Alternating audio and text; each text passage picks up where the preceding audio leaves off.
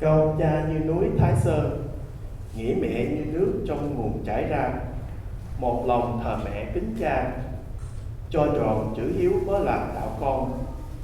Ngày nào con bé cõng con, bây giờ con đã lớn khôn thế này. Cơm cha, áo mẹ, cơm thầy, lo sao cho đáng những ngày ước mong.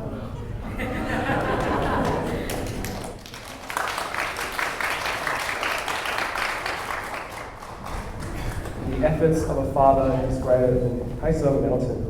The honour of a mother flows infinitely, like a source of water. With heated resolve, we worship mother. We offer respect to father, because this is what it means to be a child whole. From when I was a tiny being to now fully grown, nourishment from my father, warmth of my mother, guidance from my teacher. How can I ever be worthy of our hopes and dreams?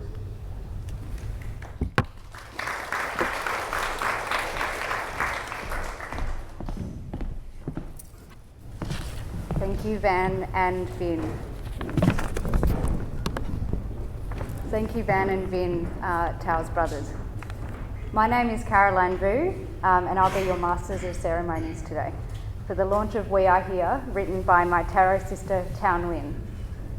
It's fitting that we're meeting in Bankstown today, the land of the Darug people, and we acknowledge their elders past and present as the traditional owners of this land.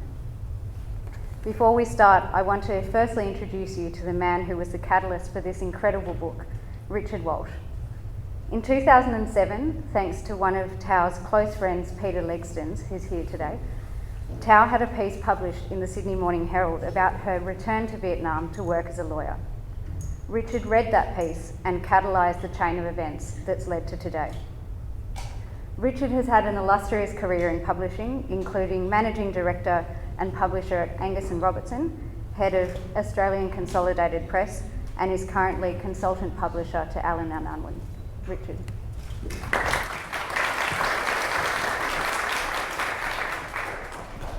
Thank you very much, Caro. Basically, we're here today to celebrate three journeys.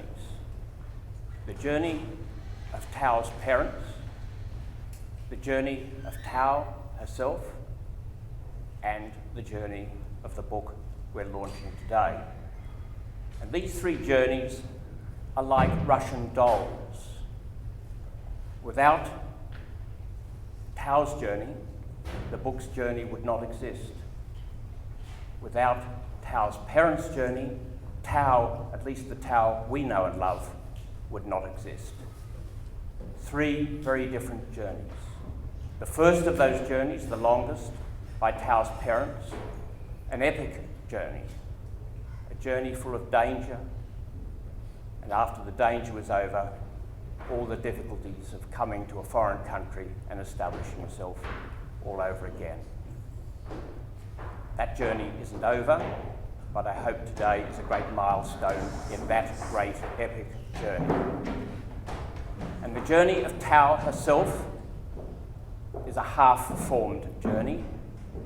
I certainly hope it's more than half, less than halfway through. An extraordinary and still evolving journey. I can say very little about those two journeys because I know them basically through the book. I'm here to talk about the third and the smallest of those journeys, the journey of the book, We Are Here. I'm a book publisher. I'm a commissioning book publisher, as Caro has just said. Commissioning publishers are sort of like people smugglers. They're in charge of a different kind of journey. They facilitate a journey. And as Caro said, in 2007, in July 2007, I read the piece in the Sydney Morning Herald that was written by Thao. I was impressed by the story that I saw there of a young woman who by then was a corporate lawyer who was working in Vietnam, had returned to Vietnam. I thought that was a very interesting story in its own right. I knew nothing of her, very little of her background. But what I could tell from the piece that I saw in front of me was that here was a really gifted writer. Everyone can write, but some people write in a special way. Thao writes in a very special way. She is a gifted writer. And so I wrote to her and said to her that I thought that the story that I could perceive, the little bit that I could see of her life that she had written about, that perhaps there was a book. Would she care to write the book for me? Well, you probably know Thao better than I do, although I have known her now for over 7 years. There's a little of hemming and harming and carry on, and it was 2 years from when I wrote that letter to when I actually saw the beginnings of a book. In August 2009, she sent me some chapters. It was for a book called My Vietnam. It was a book that was going to be about the whole of her life up to that time. There were only, I think, at that time about 4 or 5 chapters. I read them, I think over a weekend, and I was very enthusiastic. I'm not going to read to you the whole of the message that I sent to her, but I will give you the opening sentence to give you some idea of my enthusiasm. I wrote to her on the 17th of August, of course by email. I read your words over the weekend. They are magnificent, full of vivid images and phrase making, charting so many emotional nuances. There is a beautiful Fabergé egg being hatched here. Apart from the last bit, I could say the same about the book. Wonderful phrase maker, a person who has a great sense of how to evoke a situation, a person with a great sensitivity to what I call the emotional landscape of life, that understands how, like a subtle tidal wave, emotions rise and fall, and her story, of course, is full of emotional up and down, what we in publishing rather crassly call an emotional roller coaster. Slowly, Thao wrote more. She needed a lot of encouragement. She went off the boil for a while. She went into Buddhist retreat at one stage, I remember.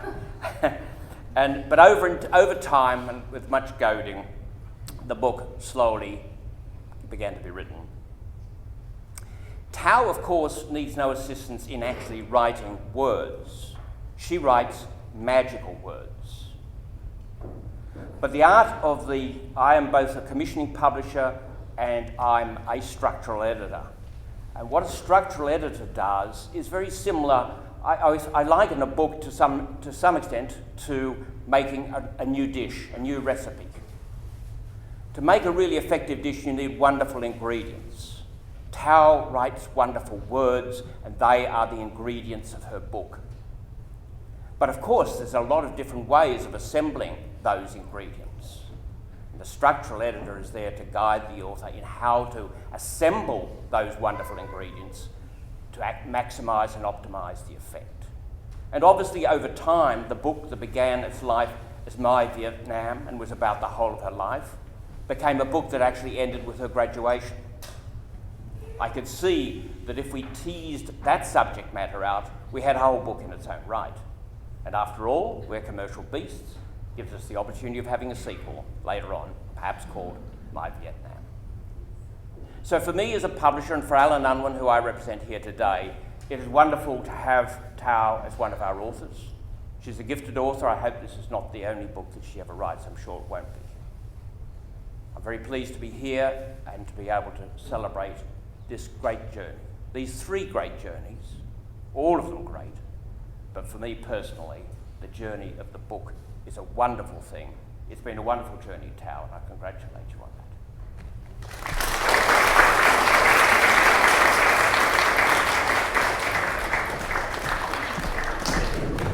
Thank you, Richard. It's extremely special to have you here today. I know how much it means to Thao, and we're very lucky because if it weren't for your eye, we wouldn't be here.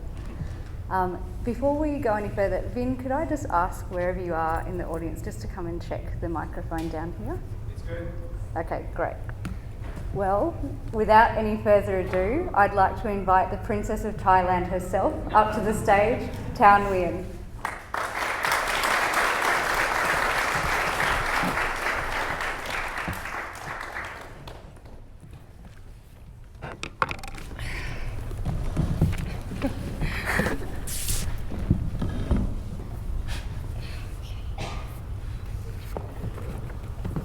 Okay, so my disclaimer before we actually start is that this is going to be emotional. We've already had an event this week where both of us were on stage in tears, so just a warning. Yeah. So Thao, this has been a labour of love, and Richard's just given us an overview of how long this process has really taken. What is it like to be sitting here in your heartland of Bankstown 6 years later with your book published? It's a dream come true.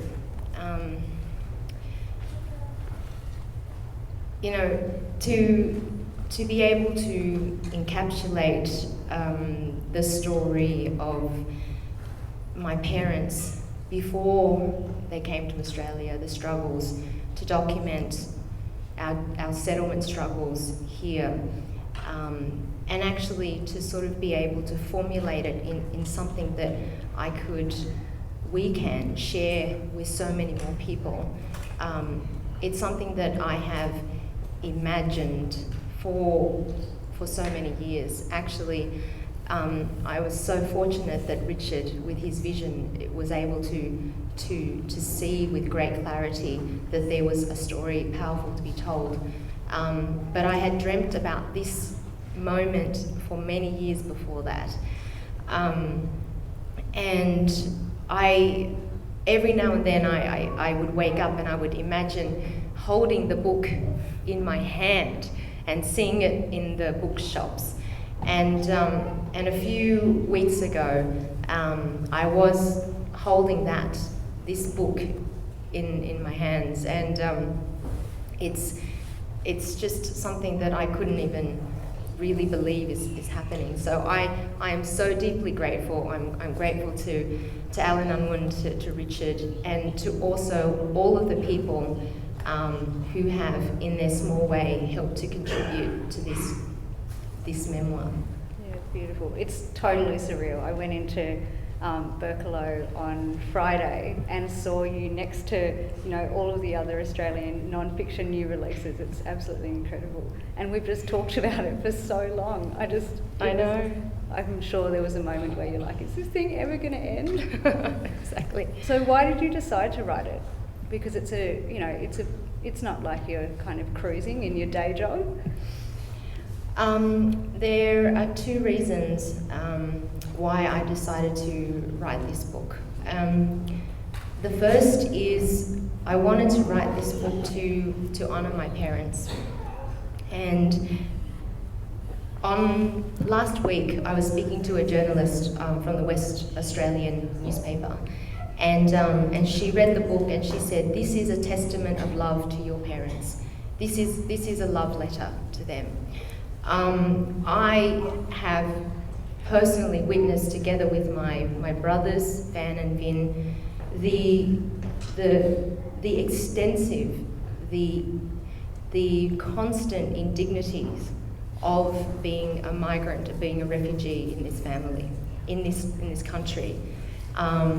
And so I wanted to put down on paper a legacy that I could share with my children, our children's children, and also broader society. And there is no amount of books or words that I could actually produce to thank my parents enough for all of their sacrifices and their endurances.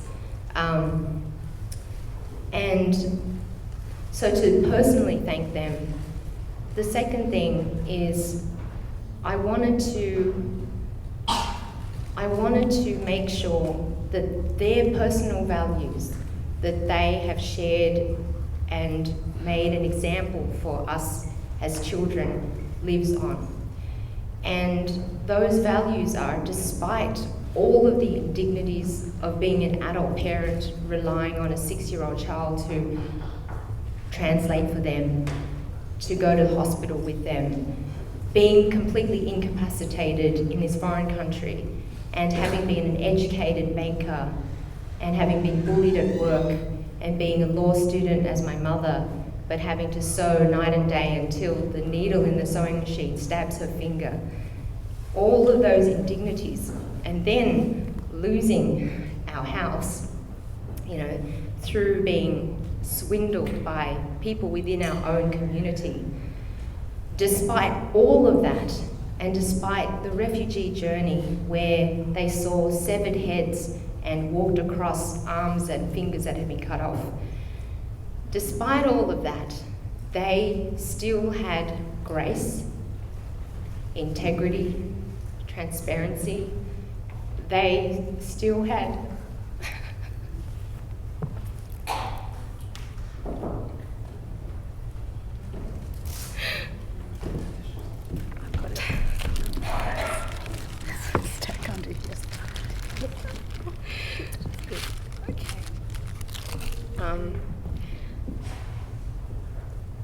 despite all of that, decades of hurt, they were still able to be resilient and hopeful enough in order to retain those values of self-respect and also to live a life that is worthy of the miracle that we are here. And that a worthy life is one of social contribution, of not material accumulation, but one of trust, one of consciousness. And that, I think, is exceptional of my parents. And I wanted that those values are able to be shared, not just for the generations within our family, but also broader Australian society. And the third thing, there were three things, not two. And the third thing is, throughout our journey coming to this country and also surviving Australian migrant life, we relied on the kindness of strangers. When we went through, there was an old man in Cambodia. And at that point, my older brother Van was 12 months old. He had dysentery, he was dying, he was bitten by a scorpion. And this old man gave my older brother a dried mandarin. And he sucked on the juice of that as though it was the only thing that would save him.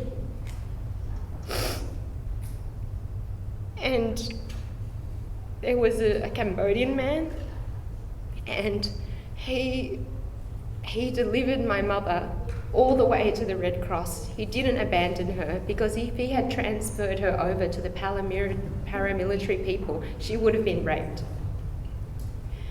So he delivered her all the way and gave her a sarong, a legacy in which I still have to this day. And when we got to Australia, so many people helped us. The first black and white television we got from St Vincent de Paul. We got people who gave us to lend us a phone to call my grandmother and grandparents 4 years after they had left. They had never spoken to them, the family, on the phone.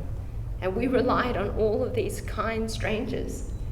And what I wanted for this book is that we have the courage to be kind to strangers.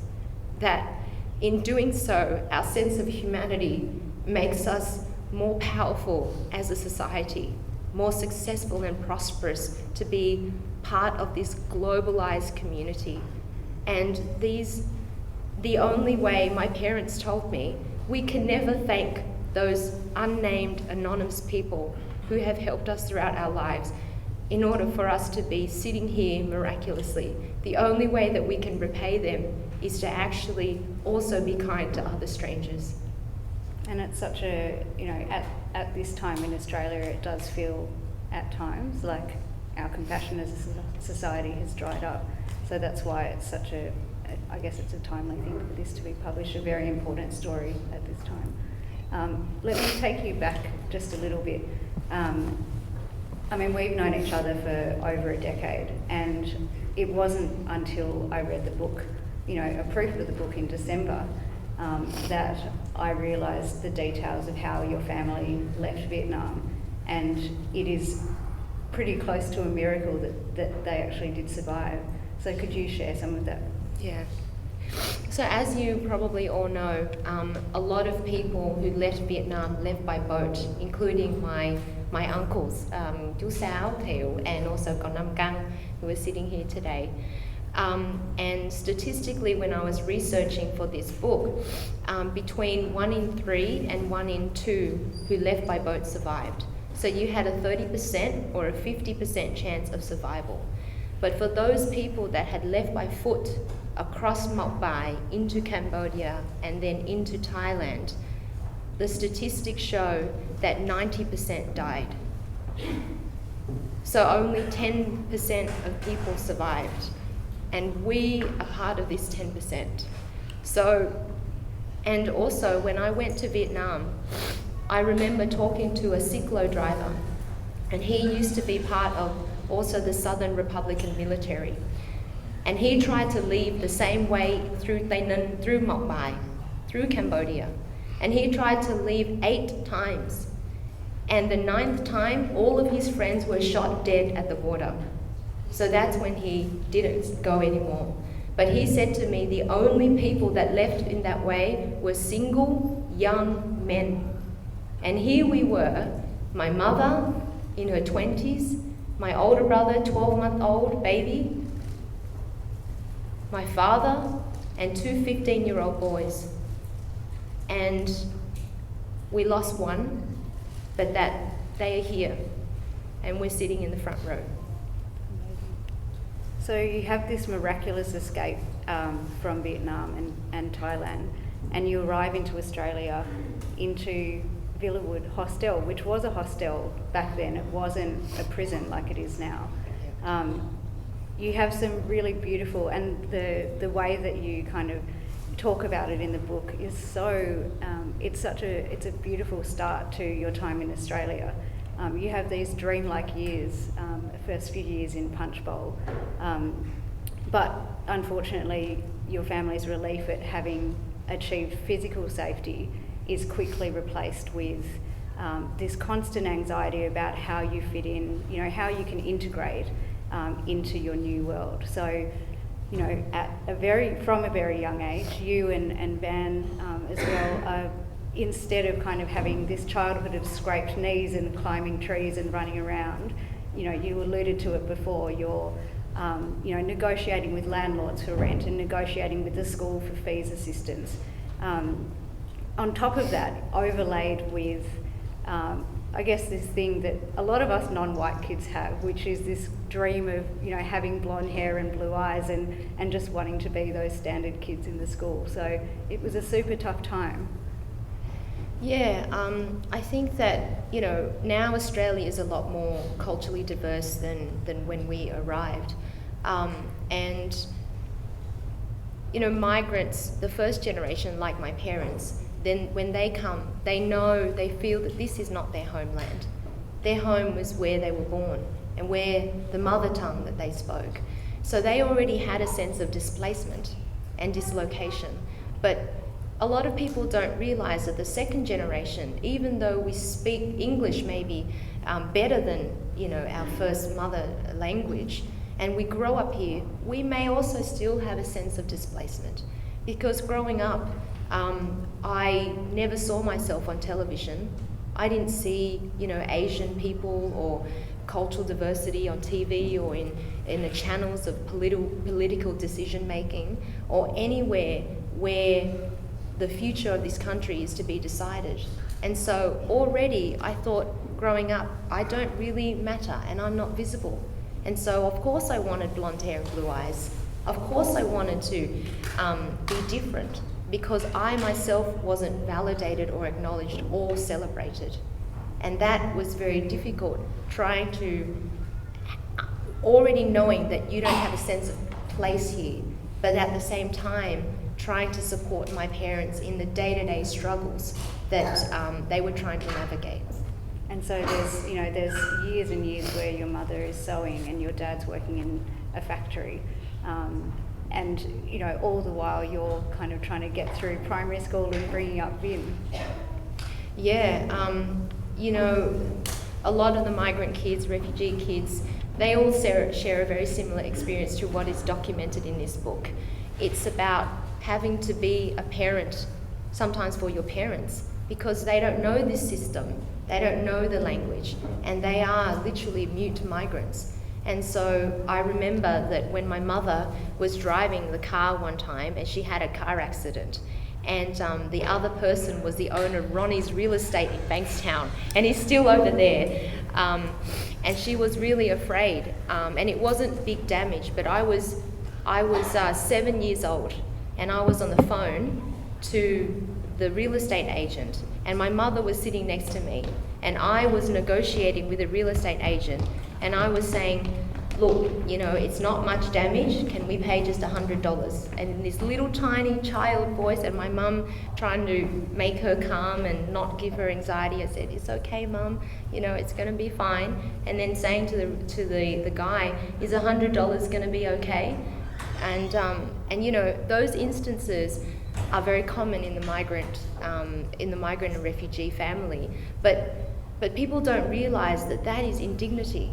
That is deep indignity for parents who are meant to be, you know, caretakers, who are meant to be able to provide all of the shelter and certainty for their children.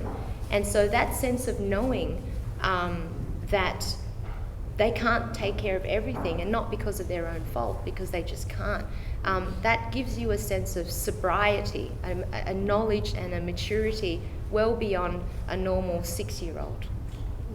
And these, I mean, reading chapter after chapter of these indignities that you talk about is a very, you know, it's a very heavy experience. And there's one point in the book which is, you know, probably one of the many points that I lost it, but one of the main ones.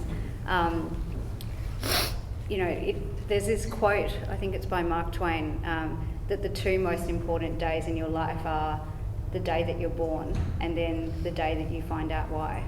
And this moment that I'm talking about is the day that you really find out why, because these indignities have really culminated in one particular instance involving your father. Yeah. So my father was, you know, he was an educated banker, and he came to Australia, and as soon as he was able to do so, he was working in a factory and night shift. And there was a time period, a long time, where I really never saw him, because when we were asleep, he was working, and then when and vice versa. So we'd go to school and he'd be sleeping. And there was one time when I was 16 years old, and he came back from work, and he was very, very sad. And some people at work had tried to sabotage the machine that he was operating, just because they were bullying him and they were being racist. So maybe I could read an extract from that part. Do you have it marked?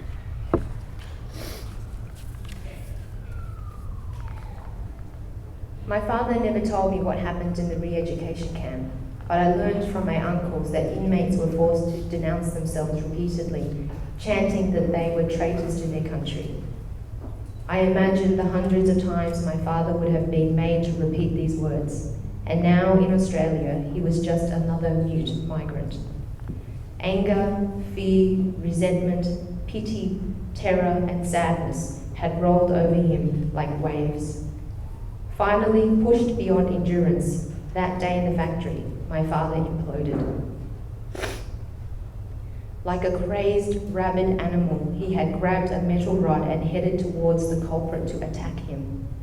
But before he could strike his target, reason took hold. What would happen to us if he went to jail?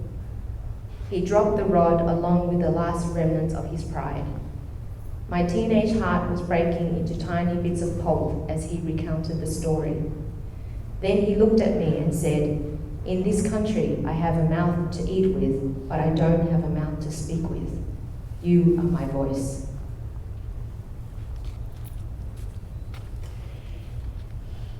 So for me, that day was a turning point in my life, and I saw my future. I saw the role that we needed to play. We must play. And it's not about doing something grand. It's not about, going to the UN, even though I did. You're that chick from the UN. But it's about advocacy in the day-to-day struggles. And it culminated in this moment where we needed to be his voice. And the other thing about that moment that you've just read from is you started talking about how strong the values are of your family, and that it's a moment like that where your values are really tested, where you get to see the fact that your father is so resolute in the way that he wants to engage with the world and with other people, and he and your mother have obviously passed that on to you. Yeah, and I think for many other people, you would just, in that situation, you would be drunk with the rage, with the years and years of hurt, and yet, in the book I say that he dropped his last remnants of pride, but in actual fact, I think it took courage. It's grace. It's grace to sort of let that go and actually look at the world and say, I'm just going to keep on going. Yeah. So there's another, we've talked about it a bit, but this theme of dislocation is really prevalent in the book. And you and I have had, over a decade of conversations about migration and diaspora, and that's actually how we met back in whenever it was, end of 2003. But this kind of yearning and longing for a sense of place is such a strong theme in the book. And I just want to read part of your description of when you take your second trip back to Vietnam in 1999, and you visit the house where your father was born. I was on the land of my father's father, the land that had nurtured my father as a child, like an external womb. I breathed in the air. I pulled at the grass. I basked in the red sun. I clung to the tree, hoping my heritage would stream into me, this physical connection to something real, a connection to this majestic and tangible heritage. And so Richard was saying before about your words being magic, and that's absolutely one of the most magic pieces in there. But on this theme of a sense of place, what has the process of writing the book meant for you and your sense of self? Even until the point that I finished the book and put everything down after 6 or 7 years, and cried many, many times, trying to understand where I am in the world, a child of refugee parents, and trying to search for a sense of place, and place meaning home. And the article that Richard read in the Sydney Morning Herald, the title of that was called Finding the Way Home. And when I moved to Vietnam, without really being explicit, I was looking for home. I was searching for that. And at the end of this particular journey now, my conception of home is clearly not located in a geographical space. It's not necessarily Australia, because maybe in Australia I feel very Vietnamese, and in Vietnam I feel very Australian. I think the other day you said something like, whatever it is that makes you a minority is heightened in whatever environment it is. That's exactly it, and I think that's common for very many people. What makes you a minority, or visible minority, gets accentuated where you are that minority. But if I go to Vietnam, I look like everybody else. So what makes me different is being Australian. But at the end of this journey right now, here we are, my conception of place, my conception of home is where you have people around you who love you for who you are, uncensored, unapologetic, and who celebrate you. And My home is wherever my husband Tony is.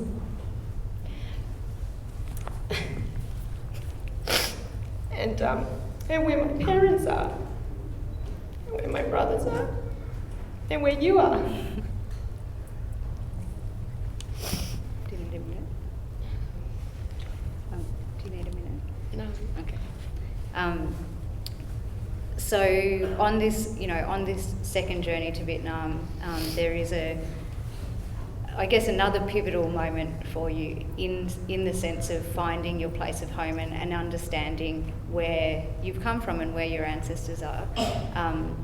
Can you read us that part of the book where you go to you and your aunt have this conversation, and she talks about, your family leaving all those years ago and this insufferable weight, where they didn't know whether you were alive, whether you'd made it, and she talks about this moment that she receives a note from your father.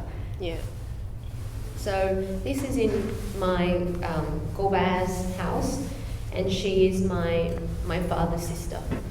And on one of the trips home, she was saying that when the family left, they were just waiting, and they had no way of knowing if they were alive or dead. And this constant waiting, and surrounded by, the new communists that were sort of inspecting them every day. And then she showed me a note that was smuggled to her.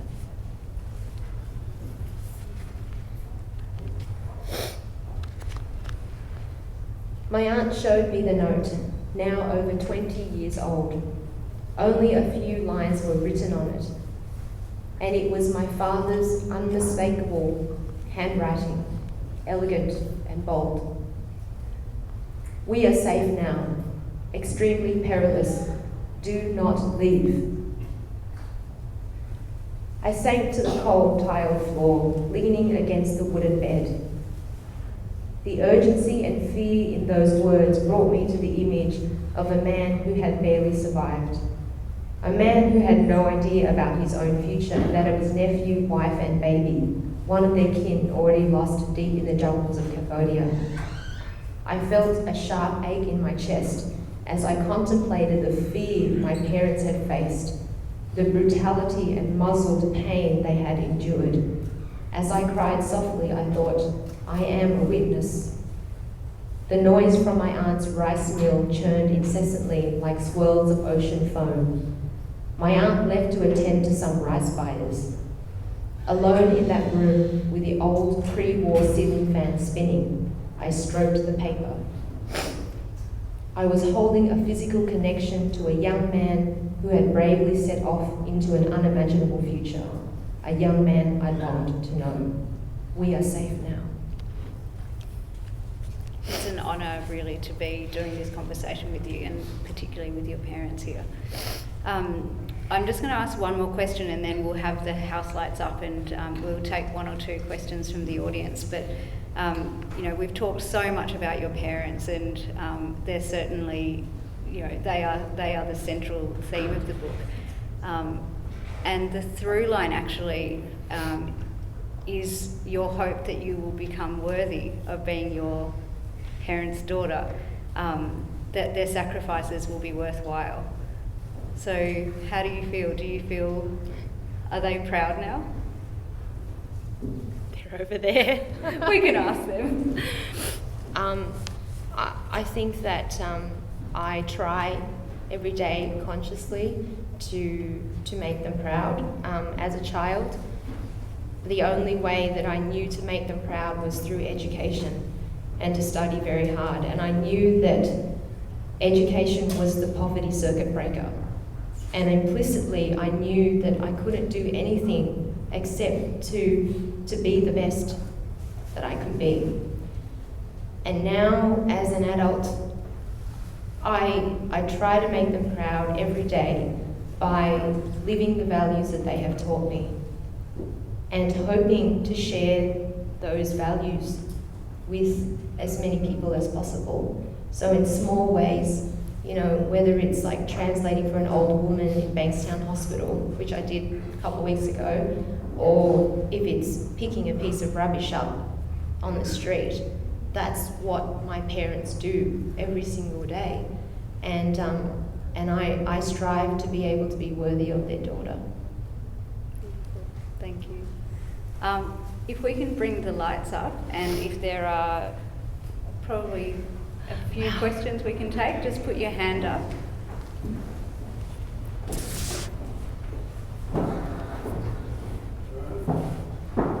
Yes? Should we give them? And if you can project, or give them the Not really audio. a question, but more of a thank you. I know your words are fairly unique, but the way that you express the sentiments, I think help because this is more of a thank you, so I'll just repeat it. Thank you to Thao, just for the way that you express the sentiments and the way that you have made the connection between your experience and that of your parents. I think it's extremely important to really share with the greater society the values that they've passed on and how you're an advocate for that. And whilst this story is unique to your family, yet common to the group you belong to, I feel they are also words that I can own in terms of me being a child of immigrant parents. So, thank you. Thanks, Alex.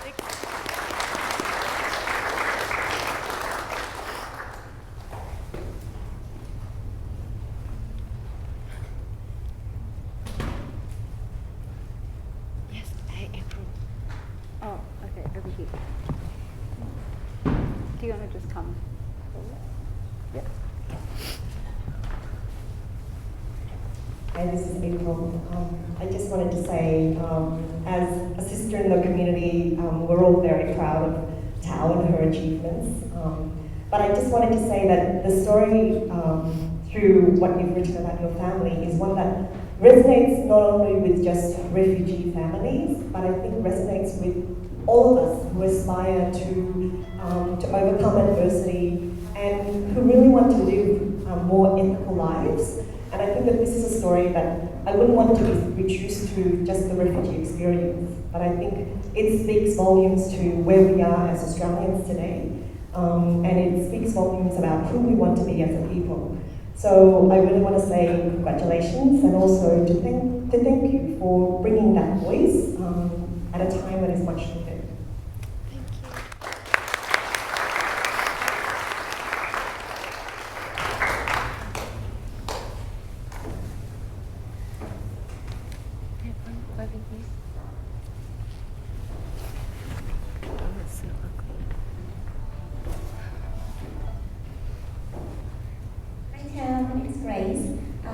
Firstly, I just want to have a special mention to Richard for identifying our talent, and just want to congratulate you.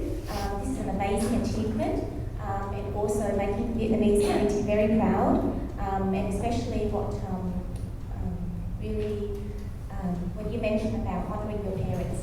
I think that's really, really beautiful, and congratulations. Thank you.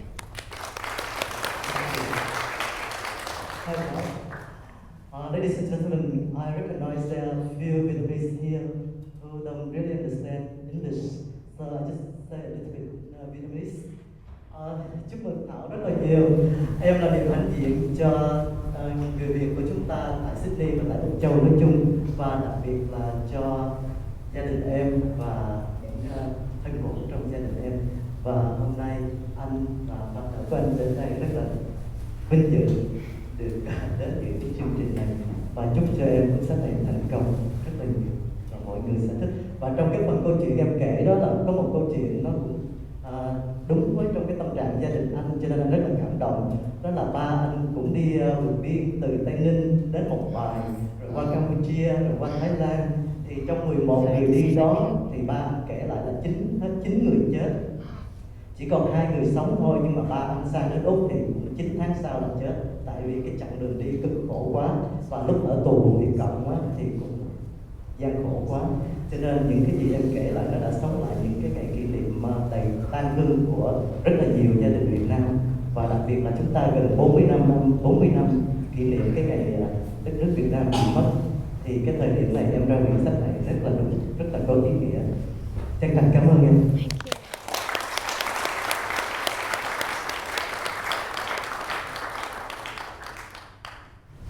Hi, Tal. Just wanted to congratulate you, and I'm sure it's still very surreal sitting here in London with. Not to take away from this achievement, but I was just interested to know what you think is next for you. I know Caroline mentioned you have a day job, and I don't think that that's writing. But I wondered if, starting this process has just kind of opened the floodgates of your writing momentum, and as Richard said, maybe it's equals in the works, or do you feel like your advocacy could take a different route from what you're doing now, perhaps concentrating more on writing or something else? Yeah, okay. Thanks, Tori, and also thanks for everyone's comments so far. I just want to also, before I answer your question, Tori, I just wanted to translate some of what you said because it's really incredible. So this young man, he also said that his family went the same route, and also the people that left, 9 also died. And then 9 months after they arrived to Australia, his father passed away because the journey and also the re-education camp experience was so traumatic. So thank you for sharing that. What's next? I'm still a lawyer. I'm a corporate lawyer, and I've learnt a lot through being a lawyer. But I think in writing this book and in my dealings with particularly Richard and all of his incredible experience publishing authors, this really formulated my voice as a storyteller. And I think that I really want to work on other books. There is a second book which was supposed to be the first book called My Vietnam, so that's sort of in the process. And I think that my role here, my vocation is really as a storyteller, and I really want to be able to have that platform, and I hope to continue to do that. So do I. Okay, maybe we wrap it up now. Probably take one more. You can just say. We can probably have one more question, if there is one.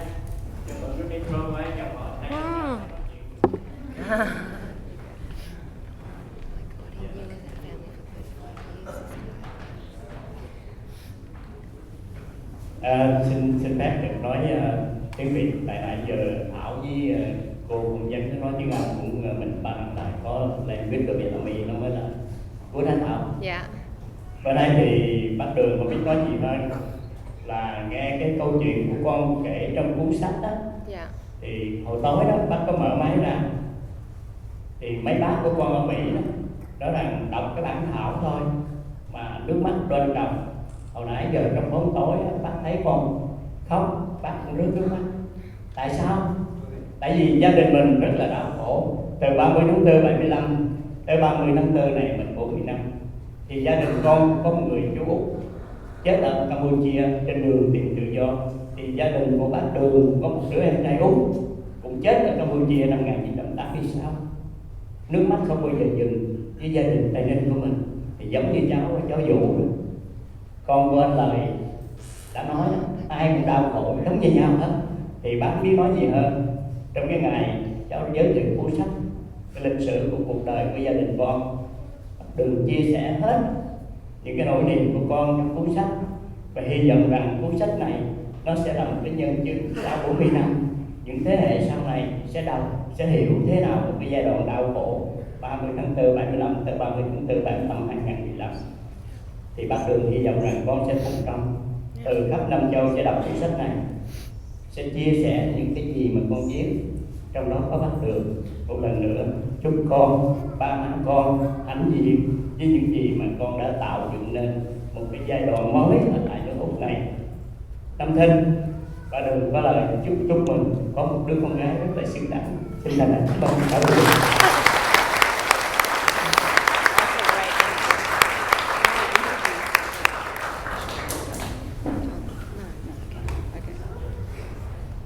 Okay.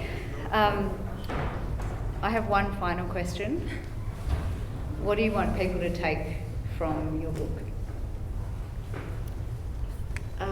Other than what I shared already, I want people to be able to use this book as a catalyst to explore their own personal histories, their own family stories of struggle, and not just of migration or refugees, but that each of us as individuals have legacies, and that the fact that we are in Australia right now, despite all of the public discourse, the fact that we're here, it's a miracle. You know, I've been in Vietnam and I come back here, and last week I turned on the tap and I drank clean water. And I was drinking clean water from a tap, and I was marveling at this miracle. And I looked up at the stars, and I saw stars in the sky. And I just stood there for 5 minutes, and I said, I can see the stars, and I can drink clean water. And so what I want from this book is that for people to explore their own legacies, but also to understand that we are in a miracle, that we are alive, we're here, and that we shouldn't waste any of our time. And, you know, hopefully that we can actually live lives of impact, whatever, small or grand, or however that may be.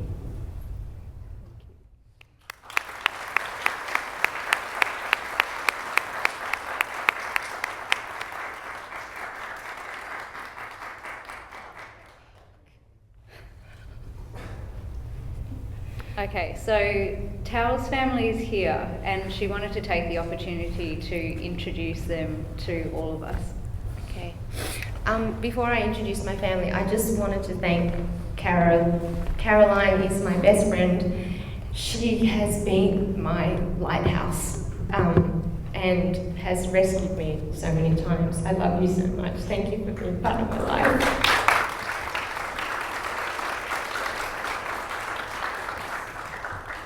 Okay, so first, my father.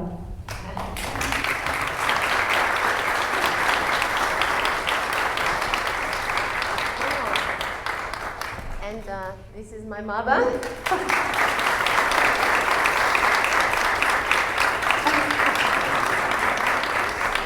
By the way, this is the same suit that he has worn to all my brother's graduation, my graduation, the admission, my brother's wedding, my wedding. And he wanted to wear this suit, even though he has another one. That my mum wore. My older brother, Van, and Charlotte, his daughter. I think the lady's outside.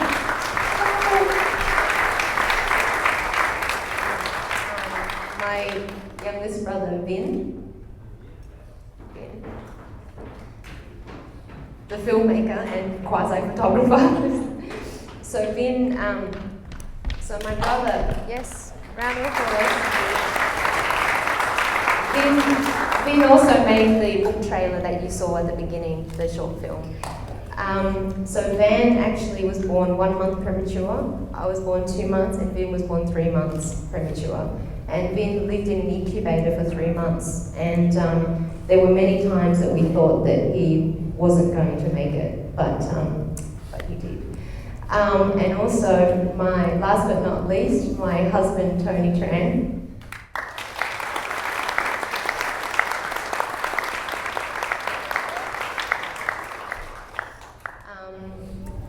So there's Elaine, my sister-in-law, with Preston, but they're outside. So this is the last thing. I wanted to say a few words in Vietnamese to my dad and my mum.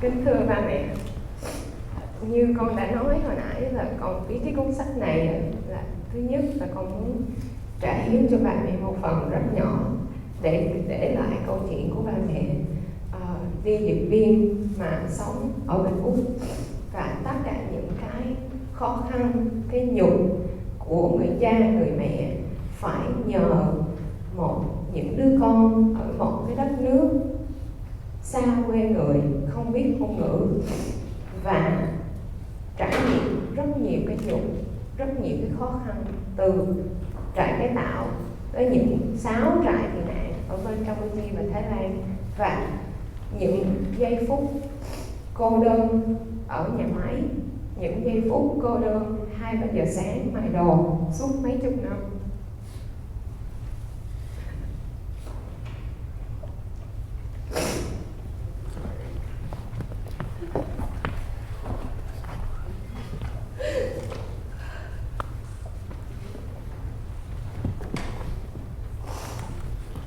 Và trong mấy chục năm khó khăn, bị giật hụi, bị mất tất cả tài sản, gia đình bán nhà, dọn vô một phòng, tất cả gia đình nằm trên một cái nệm, không có máy giặt.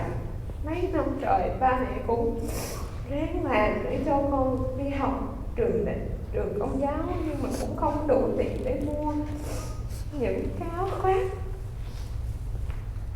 Và trong suốt mấy chục năm khó khăn như vậy, bà mẹ lúc nào cũng giữ tư cách, lúc nào cũng giữ một sự liêm chính, minh bạch, thật thà và sống lương tâm. Và ngoài ra ba mẹ cũng tiếp tục đóng góp cho xã hội, cho tất cả cho mọi người và chúng con. Và những cái gương đó con thấy là rất hiếm, rất đặc biệt. Con muốn để lại trong một cuốn sách chia sẻ cho thế hệ sau trong gia đình mình và cho xã hội.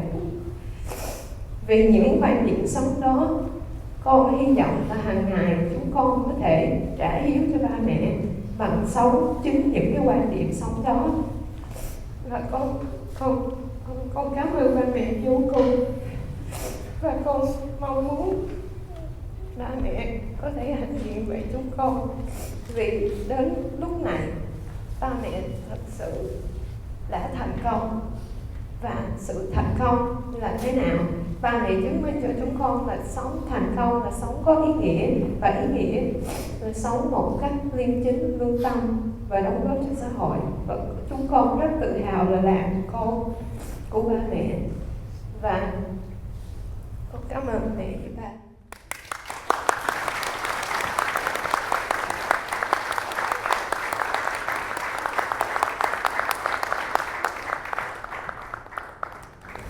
Và bây giờ ba 70 tuổi thì con muốn chúc ba 100 năm hạnh phúc, có sức khỏe để tiếp tục sống một cuộc sống hạnh phúc. It's my dad's 70th birthday, so